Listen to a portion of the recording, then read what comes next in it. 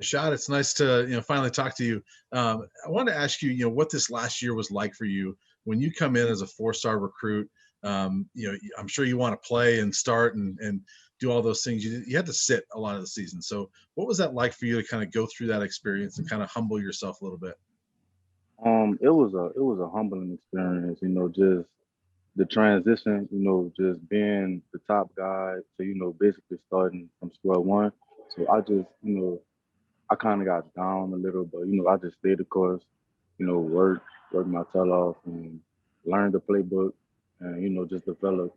So it was just a humbling experience. I got discouraged sometimes, but I just trust God and just stay prayed up. Hey, Adam Munster Tiger. Hey, Ashaad, kind of building off Brian's question, your answer there. It wasn't a typical freshman year having to deal with COVID and being so far away from home.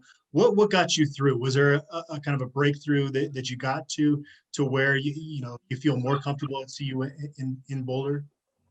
I mean, yeah, coming in, COVID, yeah, it was terrible for everybody. So I just kind of looked at it as I'm not the only person going through this. So I just, had to mature and humble myself and just, because CU is the place for me. And I know that God led me here for a reason. So I just had to stay the course and just, mature and in my ways and just I just couldn't be rebellious against everything. And so, yeah. Henry Chisholm. Hey, Ashaad. Just in general, where do you think you are as a football player compared to when you first got to campus at Boulder? Do you feel like you've noticed significant improvements during your time here? Oh yeah, I'm way better than when I first got. When I first got here, I was lost. A typical college freshman, far away from home. I think I'm like one of the like probably the farthest from home on my team, coming from below sea level, adjusting to the altitude and stuff. So that was a struggle. But, now that I've been here for almost a year, I'm adapting. It feels like a second home, my getaway spot. It's not, it isn't dangerous, even though that stuff happened with the shooting, it's a really safe compared to where I come from. It's a safe place for me, and I know that I developed because I just worked my tail off this off season, and I'm just way better, and I'm just ready to roll. Back to Brian Howell. So Dave Flatty reminded us of this, but your position coach, Darian Hagan, one of the best players in CU history, but he also had to sit a lot as a freshman. How much did he talk to you about that and how he learned from that experience and kind of help you get through that by sharing his own experience? It's funny you say that because he used to tell me all the time. Like last year, we met a lot. He used to always tell me, "Your time coming, your time coming. Don't get discouraged. Your time coming." And sooner or later, in the Arizona game, my time did come, even though it was, two little touchdowns. I don't want to say little, but two goal line touchdowns. But my time came, and that kind of boosted my confidence. So Hagan is a legend, and I listen to Hagan every time he talks. I listen. Hagan is like a father figure that I never had. Through growing up in New Orleans, he always said that we grew up alike, and I remind him. I remind him a lot. Like we remind. It's just Hagan. We just developed a relationship to where I could call him 4 o'clock in the morning. Yo, coach, I need a ride. He'll come get me, and it just every time he just talk, I just kind of take in knowledge because he just told us a story, not too long ago, like 2 days ago, where he had to sit, and then when his time did come, he got thrown in the game, and was messing up and stuff. So I just kind of let that sink in and just now, like now he said that I just taking all knowledge from him, Chef, all the coaches. I'm in my playbook, everything. So if I, when I do get thrown in the game, it's just second nature to me. Remind me to show you this picture his freshman year because he had cherry curls like in Coming to America. Yeah, he showed that. Back to Justin Guerrero. Shad, you've touched on it a couple times, but I mean, certainly New Orleans to Boulder, definitely a big change on top of the huge change it is getting to college for any freshman. But I'm wondering just what was the process like for you really to get in here as a freshman and start feeling comfortable with Boulder, to start waking up and leaving your dorm, seeing the mountains and having this feel like a second home to you. What was the process for that like? And was there a point in time last season or heading into this spring that the Boulder did start to feel like a home away from home? Yeah, I mean, well, I would want to say that my COVID freshman year was probably like, my breakthrough, my breaking point, because I had a lot of personal things going on at home. So like, I live with my moms and my grandmother, so it's just us three. So just being so far away from them is just it was just an everyday, waking up like, man, I miss my family, man, I miss the food, of course, New Orleans, the food, the crawfish, Mardi Gras and everything like that. But I always talk to my mom about it. My family comes up here a lot to see me, so that that made it better.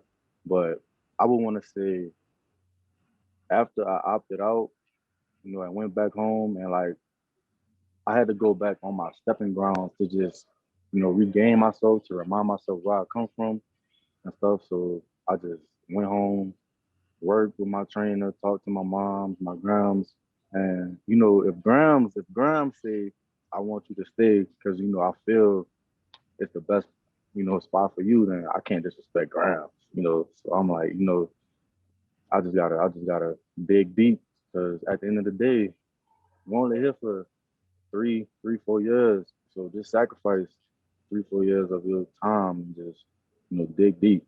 So I would want to say when I came back in the spring, Boulder started to feel like more of a second home to me.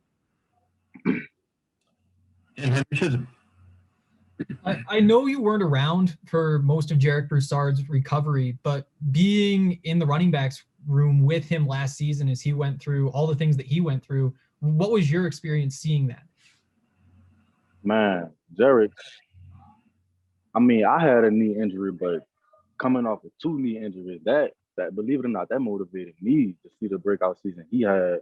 I wish we had a lot of more games so he could have probably been 1,000-yard rusher if we had a regular season. But just seeing his process, seeing everything he went through, because me and Jarek knew each other a little bit because I mean I'm not sure if y'all knew this, but he's originally from New Orleans, but he just grew up, in Dallas when Katrina hit. So, we on my recruiting visits, we kind of, created a bond and stuff. So just seeing everything he was going through, it just kind of humbled me. Like, man, if Jarek could do this, you know, anybody could do it. If you just have to put your mind to it. So, I mean, that made us closer because last year Jarek was like, "Hey, bro, like, I can't do it by myself. So, I need you too." So that just kind of we motivated each other. I feed off of his fuel. Like, believe it or not, every time he broke a long run, I'm on the sideline happy for him because at the end of the day, that's my brother. So we just feed off each other. couple more. First one, you called it your COVID freshman year. You're kind of looking at it this year, you're just a freshman again, and got some experience last year, get some extra practices in, but you're a freshman again. What do you think of that? Yeah. I mean, I'm just glad I got my feet wet, So now that I know how the college games go, how the tempo, the speed, man, look, I'm ready.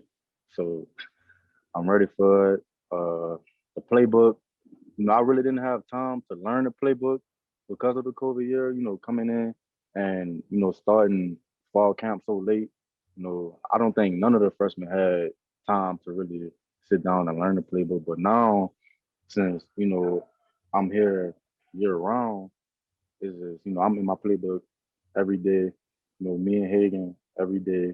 Hagen, he'll text me the script for practice, be like, go over this script for tomorrow's practice and stuff. So it's just everything just come falling into place slowly but surely. I'm just trusting the process. And last one, back to Brian Howe. I just want to ask you kind of a fun one, Ashaad, because the other day we saw Mark Perry win the 100 meters. Dimitri Stanley was second. I'm just curious if the entire team were a race, who wins that race? I'm faster than Dimitri. I'm faster than Mark. I think it'll be between Daniel, Dimitri, Mark, me, and Nigel, because Nigel fast too, and Gonzo, Christian. So I mean, that's a hard one. It's a hard one to really answer. But when you run against fast dudes, you become faster. So I mean, the whole team just gonna have to line up and see, who win the race. What about Jarek if his knee brace is off? Oh nah, the knee race off Jared. Acceleration, yeah, Jared got that. Jared got that.